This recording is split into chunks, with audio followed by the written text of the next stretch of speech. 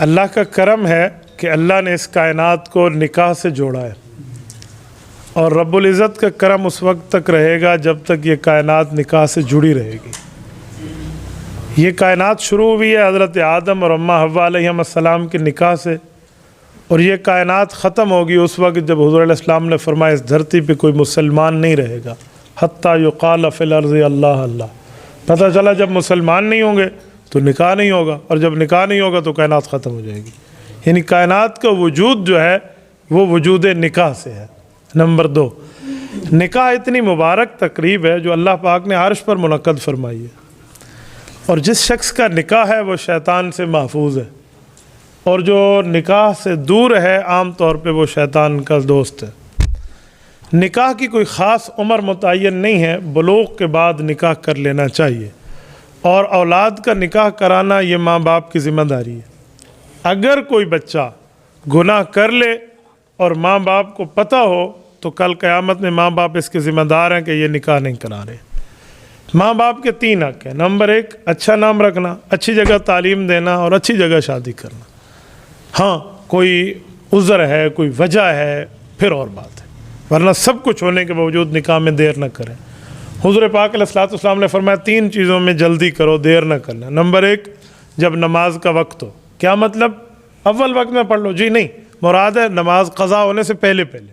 Number 2، جس وقت جنازہ تیار ہو جائے، پھر لیٹ نہ کرو۔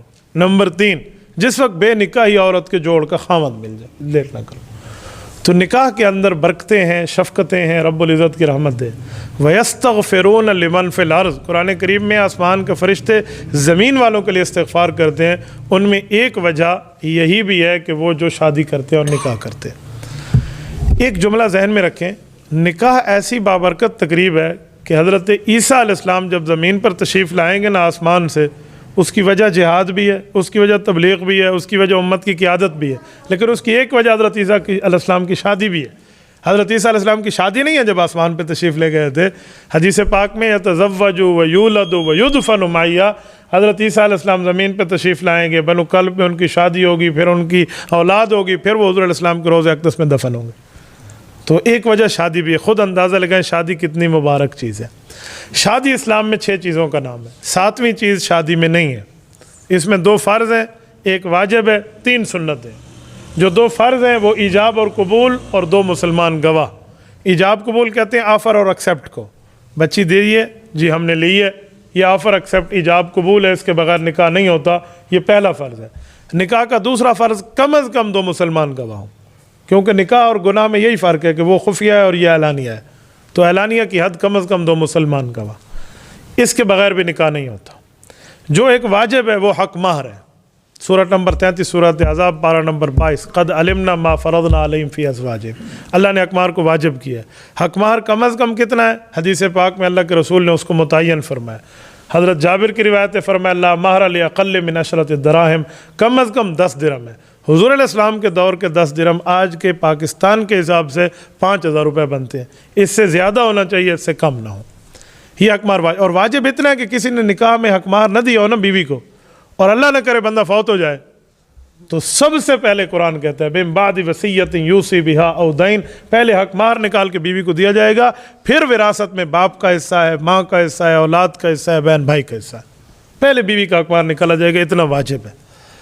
اچھا، آج کل لوگ بیویوں کو حق مہر معاف کراتے ہیں، معاف ایسے نہیں ہوتے جو لوگ کراتے ہیں معاف کر دو جی معاف کر دو، نہ اس کو پتہ آتا ہے نہ میرا کتنا حق ہے، نہ اس نے اسے دیا ہے۔ لیں، پکڑیں، اپنے ہاتھ میں رکھیں اور اس کو جا کر بتائیں سیاہ سفید کی تو مالک ہے، تیرا حق ہے، مجھے دے تیری مرضی، کالے چور کو دے تیری مرضی۔ یوں اگر وہ معاف کر دے تو معاف ہوتا ہے، واپس کر دے، ورنہ معاف نہیں ہوتا، یہ زبانی کلامی۔ ایک بندہ مجھے کہنے لگا اگر ہم یوں جا کر دیں تو وہ کملیہ جو ولا لے سی، تو میں نے کہا پھر نہ معاف کرائے نا، پھر ان کو دے دیں، تو اسلام دینے کی بات کرتا ہے۔ اچھا، یہ واجب ہے۔ 3 سنتیں ہیں۔ نمبر 1 سنت، رسول اللہ صلی اللہ علیہ وسلم خطبہ نکاح پڑھتے تھے کھڑے ہو کر، یہ خطبہ نکاح سنت ہے۔ خطبہ نکاح کے بغیر بھی نکاح ہو جاتا ہے لیکن مسنون طریقہ خطبے کا ہے۔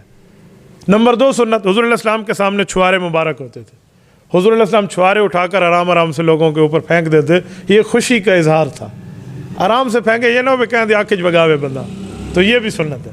نمبر 3 دعوت ولیمہ سنت ہے، اور دعوت ولیمہ میں 2 باتیں ذہن میں رکھیں، ہمارے اندر دونوں کمی پائی جاتی ہے۔ نمبر 1 ہم ولیمہ اسی دن کرتے ہیں جس دن شادی ہے، شام کو ولیمہ ہے. یہ ولیمہ نہیں ہے، شب زفاف کے بعد ولیمہ سنت ہے، ایک رات گزرنے کے بعد.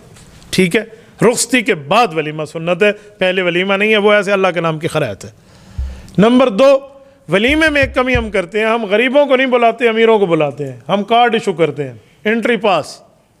حضور پاک صلی اللہ علیہ وسلم کی حدیث مشکات جلد نمبر 2 میں ہے. میں یہ جب پڑھتا ہوں حدیث میں ہل جاتا ہوں کہ ہمارا عمل اس کے خلاف ہے.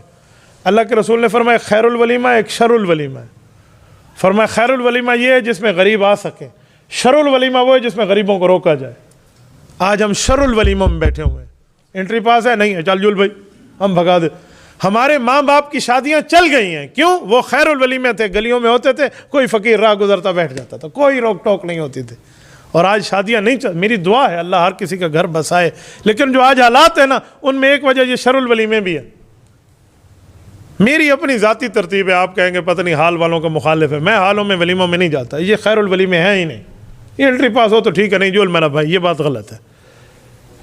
تو اگر وہاں حال میں رکھنا بھی ہے نا تو انٹری شنٹری والے چھوڑ دیں، اس میں یہ پاس وغیرہ کچھ بھی نہ ہو، ہر کسی کو آنے دیں. مثال ہے جہاں 500 بندے کھانا پک سکتے ہیں وہاں 600 کو بھی پک سکتا ہے. یہ بات نہیں ہے، اسی لیے خیر الولیمہ ہو تو بہت بہتر ہے. یہ 6 چیزیں ہیں. 7ویں چیز نکاح میں ہے ہی نہیں، اور ہم نے مایوں ہے، آگا ہے، پتہ نہیں ہے، مہندی ہے، مہندی ہے، یہ سارے مصیبتیں ہندوانہ رسم ہمارے گلے میں پڑے ہیں، یہ شریعت میں نہیں.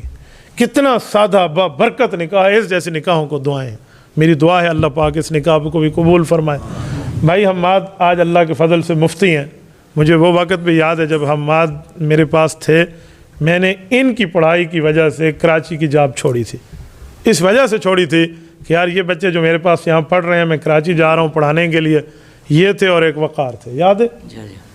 تو میں نے کہا یہ 2 بچے پڑھ رہے ہیں، ماشاءاللہ ٹیلنٹ ہے ان میں، ان کو چھوڑ کے میں چلا گیا، ان نے پھر کسی کے ہاتھ نہیں آنا. آج مجھے اللہ نے دنیا میں ثمرہ دیا ہے. وہ شخص عالم بھی ہے، حافظ بھی ہے، مفتی بھی ہے. رب العزت نے تمام علوم اس میں جمع کر دیے ہیں. اللہ اس کی دنیا بھی بہتر کرے، آخرت بھی بہتر کرے. تو بہت خوشی ہوتی ہے کبھی کہ پہلے دن سے پکڑ کے آپ یوں چلائے ہوں گے اور پھر اس جگہ تک وہ بندہ پہنچے. تو یہ بہت بڑی بات ہے. آج میں خوش ہوں اپنے اس فیصلے پہ کہ میں کراچی پڑھانے نہیں گیا تھا نا، تو اللہ نے مجھے ثمرہ دیا ہے. تو بندہ اپنی اولاد کو عالم بھی بنائے، حافظ بھی بنائے، بہت بڑی بات ہوتی ہے، بہت بڑی بات ہے. ہم چاہتے میرے لیے دعا کرو، میرے لیے دعا کرو. عالم کو نہیں کہنا پڑتا، عالم ربانی ہو نا، جیسے اللہ والا ہوتا ہے. حدیث پاک میں ہے وَإِنَّ الْحِيتَانَ تُسْتَغْفَرُ لَهُ فِي جَوْفِ الْمَاءِ، فرمایا پانی کے اندر مچھلیاں اس کے لیے خود بخود دعا کرتی ہیں. وہ جس درخت کے نیچے گزرتا ہے دوسرا درخت اس پر فخر کرتا ہے میرے نیچے عالم گزرا ہے. وہ جس جگہ سوتا ہے سونا اس کی دوسروں کی عبادت سے افضل ہو جاتا ہے. اسے دعاؤں کا نہیں کہنا پڑتا. تو اس سے سبق ملتا ہے. ہم اپنی اولادوں کو علم دین کی طرف متوجہ کریں. کالج یونیورسٹی پڑھائیں، ہم نے پڑھا ہے، پڑھانا چاہیے، کوئی منع نہیں ہے، لیکن انگریزی تہذیب نہ اپنائیں. کاف پا کے ہی کالج پڑھا نہیں سکتے، گٹے گلوچی ستر رکھ کے ہی کالج پڑھ سکتے ہیں.